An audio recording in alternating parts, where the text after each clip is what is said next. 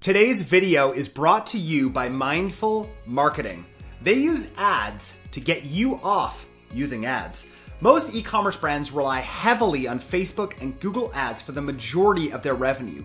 At Mindful Marketing, they use paid ads to build you a community of loyal and repeat customers that will exist long after Facebook and Google. So go to mindfulmarketing.co to find out more. All right, I am here with Benjamin Shapiro. Let me tell you a little bit about Benjamin before we get started. Ben is a brand development and marketing strategy consultant. He left a successful career in business development at eBay to become an entrepreneur that's run a bootstrap startup, multiple marketing teams at early stage VC-backed companies, and an independent consulting and content business. Ben specializes in helping growth stage companies understand how to identify the overlap between corporate identity and customer needs to build an effective marketing strategy. He's also the producer and host, and I'm sure you know this podcast already. It's one of the top rated podcasts, MarTech. I was actually just on this podcast, very, very exciting. And he also has another podcast called Voices of Search. Ben, what a mouthful. Welcome to Secrets to Scaling Your E-commerce Brand. Thanks for having me on the show. Jordan, it's great to talk to you again. I feel like we should do this every day. Well, I think we are, right? I think we're trying to acquire each other's podcasts or something. We've got a 2-day streak running. I had you as my guest yesterday. I'm excited to do the home and home and excited to be on your turf today. Yes. Well, this is great. Ben, tell us a little bit about who you are and what you're up to these days.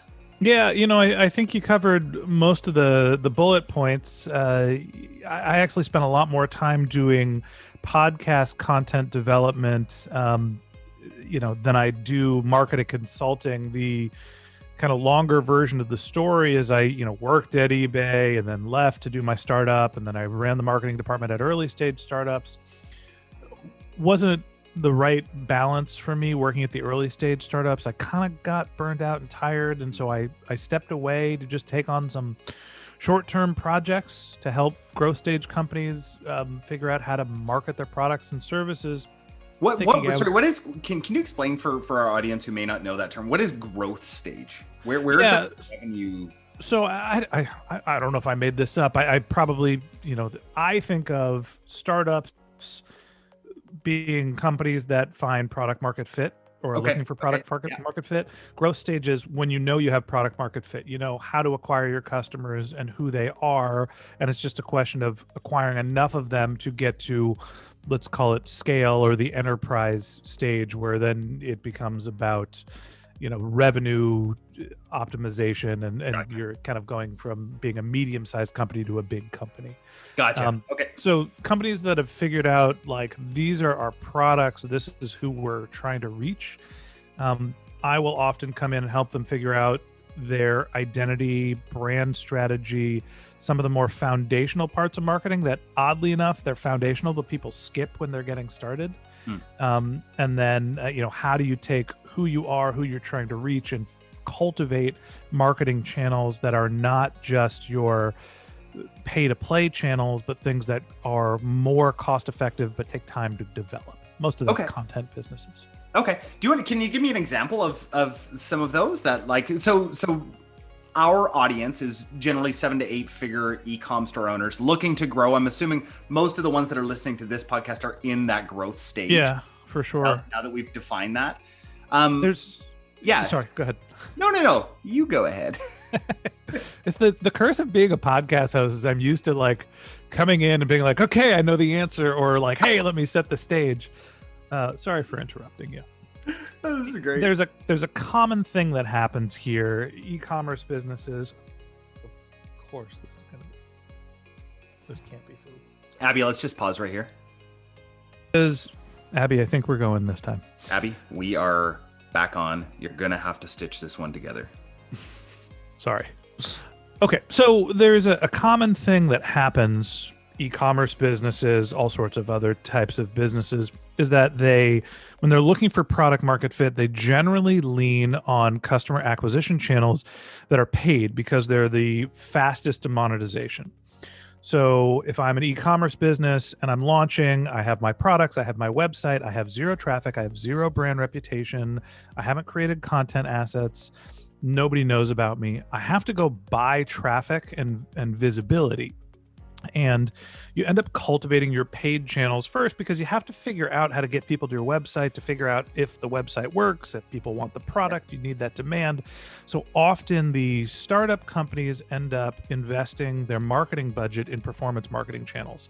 Fastest to maturity, helps you validate if you have product market fit, and you can show ROI in a very short period of time. Totally. And what happens when you get to that next stage, when you get to growth stage, all of a sudden, if you're a venture capital backed business or if you have some investors, the investors are saying, great, if you want more money, you have to go figure out a way to be a more profitable business. You have to go acquire customers at scale, but you don't want to pay for all of them. And so you start thinking of, all right, I can still get a good return on ad sales, ROAS, from my best performing channels, but I need to start thinking about ways to get my brand out there. I've got a business that's starting to thrive. I have a little bit more time. Let me think about cultivating other types of channels that are generally organic growth channels. And this is investing in your brand promotion, developing content assets, and starting to build things like your community, other types of following. Jordan, stuff that I know that you know a lot about, but that's really what ends up being a growth stage marketing strategy, is becoming more efficient with paid, figuring out what your return on ad spend is, and then spending some budget to cultivate these other channels, which take 6 months to a year to get to maturity, sometimes multiple years. So you don't just have to be paying for every customer. Then eventually they start coming to you and you're able to, take more of that money back to the bank. Totally. I mean, from our conversation yesterday, this is something I'm super, super passionate about. I feel like profit is one of those places that e-com companies sometimes don't really realize that they need. like you need to actually be able to be profitable. I think full cycle. I mean, maybe unless I don't know how many of the people who are listening to this are VC backed. I think it's a lot of founders who are bootstrapping, but don't really realize that you really do need to take profit out of your company, and you need to be profitable acquiring customers. Yeah, there's a type of business, and generally these are businesses that need lots of capital because they reach a lot of people to scale, right? Those are what VC-backed businesses are, the billion-dollar businesses that require millions to hundreds of millions of dollars to get to maturity. Totally. And so the growth cycle for those end up being different than the bootstrapped e-commerce businesses that most of your listeners are probably are, right? Totally. I created a product, I figured out that there was a need for it. Now how do I go sell it and take the money and put it in my bank account? Totally. And maybe the mix is a little different because bootstrapped founders tend to be a little bit more conservative with spending their budget because it's actually their money that they're spending. Yeah. And if they're running experiments and if they're spending $1 and they're not making $1, that means they're actually losing $1 as opposed to, burning some of their investment capital. Just feels a little different. Yeah, totally. So talk to me about what I'd really love to know from you, because I think you're a real expert in this area, and your podcast is literally called the MarTech Podcast. I'm assuming that stands for marketing technology. Yeah, a little on the nose there. So I'd really love to know, for e-com brands doing 7 to 8 figures, what is the ideal MarTech stack? Yeah, I mean, I think that it's an impossible question to answer because every business is going to be a little different depending on what your products are, who your customers are. I'm going to take it a step back and just talk about some foundational marketing things that I think everybody needs to focus on and how that can dictate what your stack should be. You're obviously a podcast host, because I was literally just about to ask you, let's talk foundations. Yeah. Look, marketing, point blank, is about understanding who you are as an organization, what you stand for, how you're going to represent that to the world, and how that overlaps with your target market and what their needs are.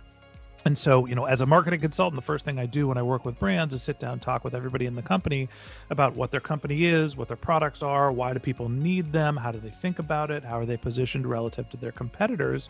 And then you go and talk to their customers or their prospects or whoever they think they're trying to reach and understand what's the problem you're trying to solve in this niche. Where do you look for that type of information? What's your decision-making criteria? And you overlap those two sets of people. And that overlap in the sort of Venn diagrams, the two circles between your customers and your actual organization, that really is what your brand is, right? That's where you need to live. And when you have a good understanding of what your customers want and what you should be saying to them and where they're looking for the information, that then dictates what your marketing strategy is, which then dictates what your MarTech stack is. So Gotcha. I don't want to be too obtuse.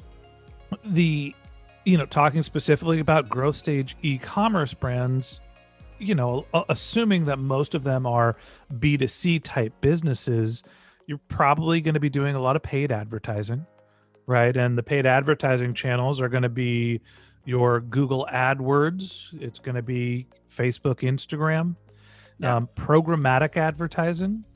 And so a lot of what you need from that is the ability to put all of the data from those various channels, connect the data that you're getting from Facebook and Google and whatever programmatic advertising, display advertising you're using, putting them into a single system. So you're not saying, hey, Facebook, how many sales did you get for me? Hey, Google, how many sales did you get for me? Because what happens is Facebook takes credit for everything. Oh, everything. So does Google. Yeah. And so when you look at those two systems and you put them next to each other, it says, well, Facebook took credit for 80% of my conversions and Google took credit for 80% of my conversions. I guess I have 160% of conversions.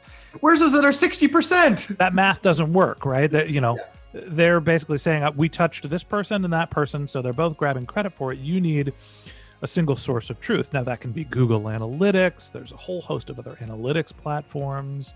There's a whole other, we have Morpheo, who's a sponsor of the MarTech podcast that's running right now, that helps you sort of merge a lot of that data together. Okay, so Morpheo you'd recommend on the attribution side. I like Morpheo.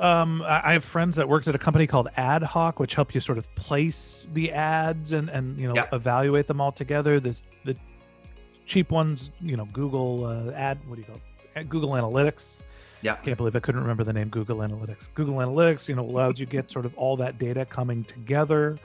What matters is, it depends on how technically savvy you are, how much budget you're spending. Do you want to invest in tools to be able to evaluate your ad performance?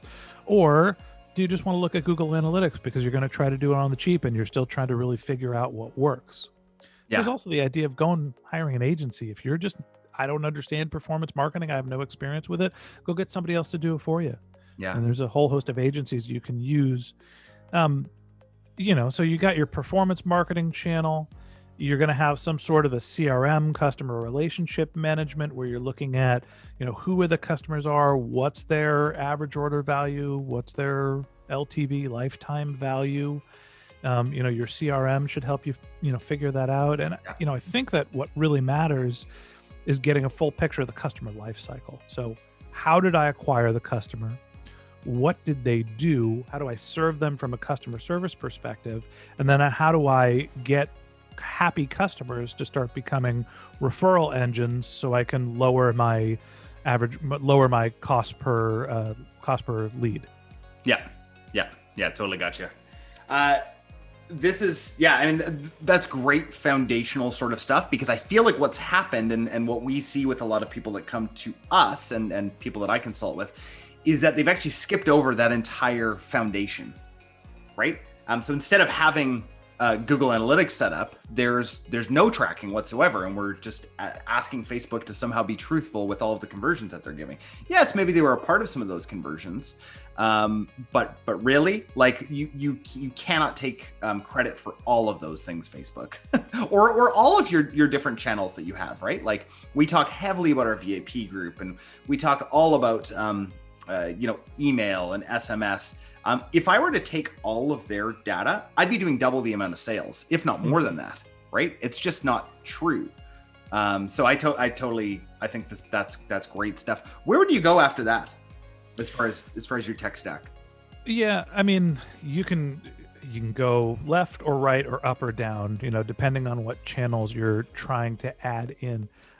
Before I say how to extend the stack, I do think it's, I'm guessing that a lot of the people that are listening to this podcast are more product experts, right? They got into e-commerce because they really understood a niche and were able to develop something that people needed, as opposed to being marketing experts. And that's okay.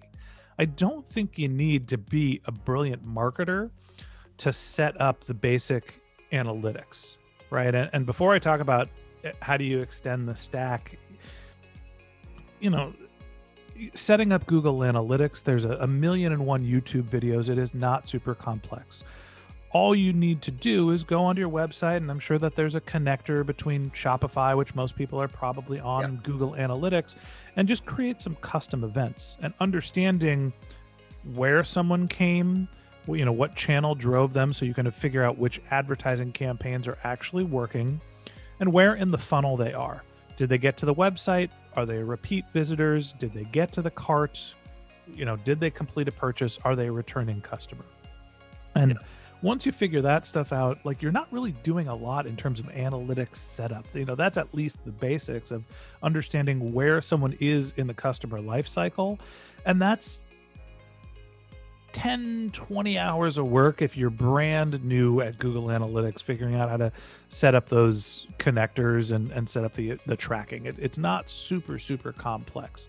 And I'm assuming that Shopify probably has a bunch of the data in there, in their platform as well. With Shopify, it's like literally you just put the code into one place. In Google Analytics, you go in and you make sure that enhanced e-commerce reporting is on. One button, and then you've got all of that data there. And then like Ben said, like, just going in to YouTube, most of the videos on YouTube will actually have custom dashboards that they'll just give you as well. Yeah, which is awesome. What matters the most, going back to your question of like, hey, what do you do next once you have this sort of basic stuff done? I actually don't think that building your MarTech stack is what really matters. You should right size your tool set to where you are in your organization. And a lot of that has to do with how much data are we bringing in, how complicated is it, how many people are using it. And, generally you go from the startup tool to the enterprise tool. You change CRMs every once in a while. It's all about how large your organization is, how much you're using those tools. It's not like the tools are really changing. What I think matters is deepening your understanding of where customers are in their journey and what resonates with them and gets them to get to the next part. It is, I know that this person came to the website, looked at a product, but didn't add anything into their cart. And so this becomes more of a psychology problem than it is a, how do I build my MarTech stack to figure out what to do? It is, I understand where this person is in their buyer journey. They actually looked at the products and they said, I'm not going to start the buying process. So where are they? They probably need a little bit more credibility building. You're going to show them testimonials or use cases or product videos or, whatever it is in your type of product that gets them to build more impulse to come back to the site and then continue down the buyer's journey. So a lot of what you should be doing is really a retargeting exercise, as opposed to a building my stack to be this really big, expensive technical thing. Like, you kind of got to do manual processes, figure out what works, and then you use the technology to replace what you're doing manually. So that's, what we did in building the MarTech stack for the MarTech podcast is I was doing everything manually. And I'm either, when something is taking a lot of time, I'm either finding a tool that does it for me, or I'm finding lower cost labor to go do the manual things that I can't find the right technology for. I'm not sitting thinking, boy, I just got to make my business a little bigger so I can get to that enterprise CRM instead of the growth stage CRM. That's just not really the goal. Yeah. That's really, really good advice, because I think that a lot of people think that technology is suddenly going to just solve their problems. when their real problem is that they don't have an offer that people actually want, or they don't have a product that people are actually resonating with. And it doesn't matter how good of technology or how good of for us, like Facebook ads management, it doesn't really matter how good of an agency you get in if people don't want your product. Yeah, for sure. Right. And that the other big thing as a marketer that I've learned over the, I don't even know, 15 or so years that I've been doing this is you're not marketing to get somebody that you don't know to buy your product. Yeah. Right? You're marketing to get somebody that you don't know to be aware of you. Then you're marketing somebody that is aware of you to have consideration, right? And then you're marketing to the people that have consideration of you to make you their choice.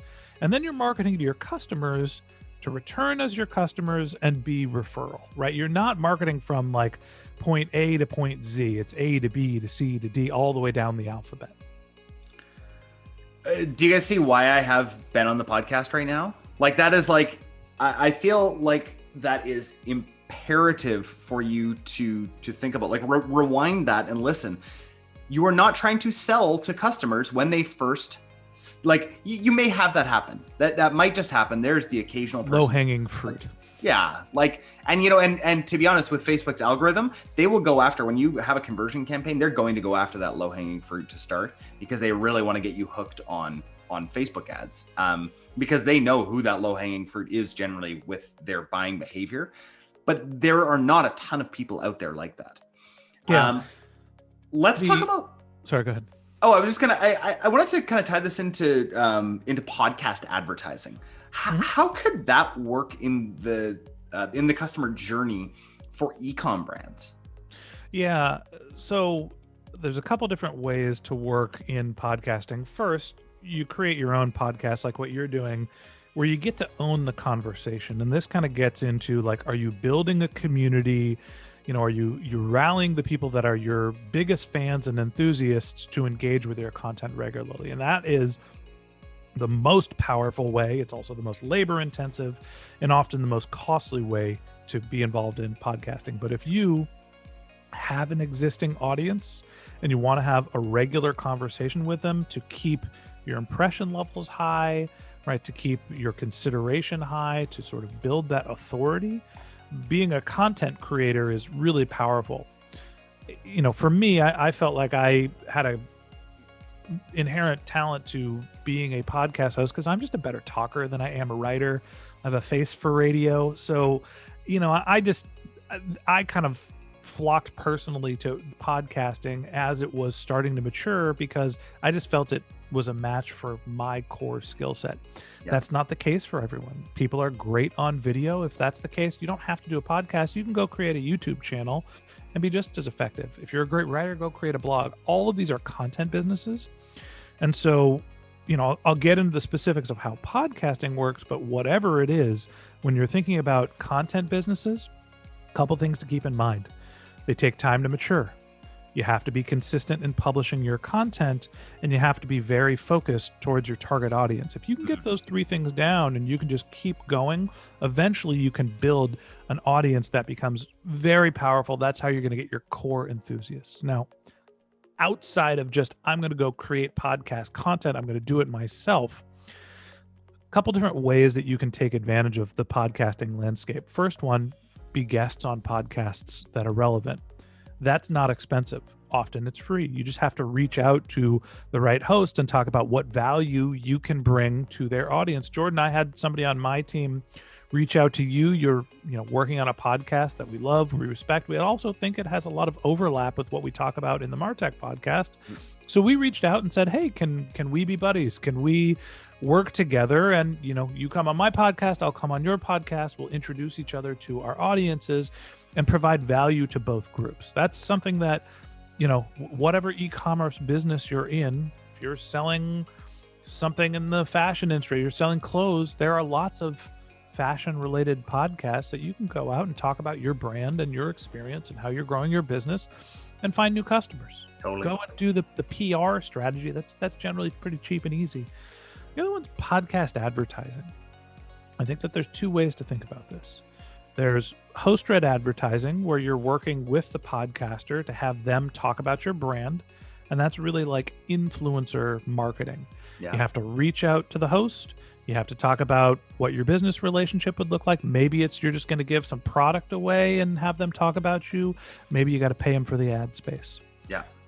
There's also dynamic insertion. You could use what's called programmatic advertising, where you're recording an ad and you're placing it in other podcasts, but it's not the host that is reading the ad. It is just purely audio advertising. Is there a platform that you recommend for that? Yeah, there's a couple different ones that we've used. My favorite, and unfortunately it's kind of gone the way of the dodo bird, was a platform called Knit, KNIT, but it doesn't exist anymore. And that's how we grew our podcast following, by doing paid advertising on other podcasts. There is a tool called Choozle, CHOOZEL, which is a self-serve programmatic advertising platform. There is a tool called AdsWizz, ADSWIZZ, I believe it is. We'll put all these in the show notes. What's that? I said we'll make sure to put all these in the show notes. Yeah. Midroll is another one where you can buy either host read, or I believe that you can do some dynamic insertion. You could also just reach out to the host directly and be like, "Hey, I've got an ad. Would you mind playing this? What's your rates?" Yeah. And that's another way to do it. So it's a new medium, right? The podcasting is not necessarily new, but it's growing and it's kind of underdeveloped, if you ask me. So it can be a little technically challenging to start running these ads. But if you do it right, podcast advertising, it allows you to get a really deep message. Yeah. Right? People are listening to you for a longer period of time. Frequency, super engaged audience. So it could be a really powerful advertising channel. Challenge with podcast advertising is there's no click. So it can be really hard to figure out what is actually driving the conversion. You might run podcast ads, all of a sudden your business goes gangbusters. The problem is you can't directly attribute it to the podcast ad because people just showed up at your website. You don't know how many of them just showed up and how many of them were actually because they listened to the ad. So that's kind of the marketing challenge in the medium. Is there any way to solve that? With the MarTech Podcasts sponsorship program. So we have generally B2B SaaS companies that come on to our podcast. They're trying to reach marketers. Yeah. We have some technology that we've used that allows us to retarget the listeners of our podcast. And so when somebody listens to a specific episode, we can figure out who those people are and then run Facebook ads to get them to visit a website. So we can do more advanced attribution. There's other platforms that we use where when we run an advertising campaign, we could tell if somebody got to your website. We have a pixel that kind of figures out, are you a listener? Did you get to this website? Okay, here's the match rate. And so here's what your interesting rate is. Yeah. But very few people are really doing that. It's kind of the advanced edge of podcasting. I don't think most podcasters are going to be able to give you ad campaign performance or retargeting. I'm thinking kind of old school and just using a coupon code, right? Yeah. If you're going to do that, my guess is you should multiply the conversions from the coupon code by about 10. Yeah. To figure out what your actual impact is. And really the way that you evaluate your podcast advertising, do it all in hopefully a relatively short period of time, run your podcast ad campaigns for a month, keep your marketing static from what you did the previous month, and then evaluate over probably a 2-month span, when you're running the ads, and then the next month, and see what the direct and organic lift was in your Google Analytics. How many people came to your website that just came unattributed, and how many people went to Google and looked for a specific term. Gotcha. That's great advice. Benjamin Shapiro, I've got to ask you, what is your secret to scaling? Yeah, I think that patience is an unpopular answer, but it's true. And I just think of it from a marketer's perspective. You can buy scale. You can throw money over dumb money to try to go put more advertising out there and not be very sophisticated and not be very targeted, and you can grow your business. You're going to waste a lot of money doing it. If you want to scale efficiently, You leverage your performance marketing and you try to become increasingly efficient over time.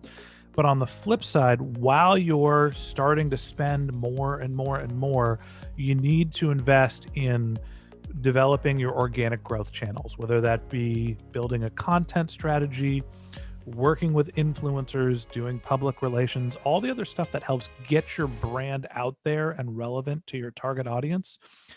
The problem is those channels take months and years to cultivate. So you got to consistently plug away, create a blog post once a week, every week for a year. And at the Yeah. end of the year, you'll start seeing SEO organic traffic scale. But the good thing is that stuff doesn't go away. Once it's there, it stays. It's not a performance marketing channel that you pay once and then it's gone. Very similar to podcasting. Yeah, for Right? sure.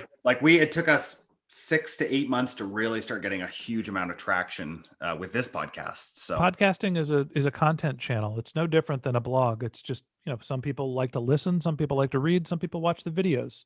The dynamics of how they work is exactly the same. Yeah. I found this conversation amazing, very worthwhile. I think that our audience is going to get a ton out of this. If they want to find out more about you and your podcast and what you do, where can they go? Yeah. First off, just search MarTech, MarTech, in whatever podcast app you're using. It's the little white background with a blue and green logo. It looks like an M. Or just search MarTech podcast. You can go to martechpod.com. If you're interested in search engines and content marketing, I have another show called Voices of Search. That's voicesofsearch.com. Cool. To reach me directly, benjshap.com is my consulting website, benjshap.com. That's also my social handles. So LinkedIn, Twitter, Instagram, Facebook, all that stuff. It's all under Ben J. Shap. Oh, and just so everybody knows, now that they've listened, this is not the political Ben Shapiro. Yeah, I'm the other guy. Just in case you were wondering.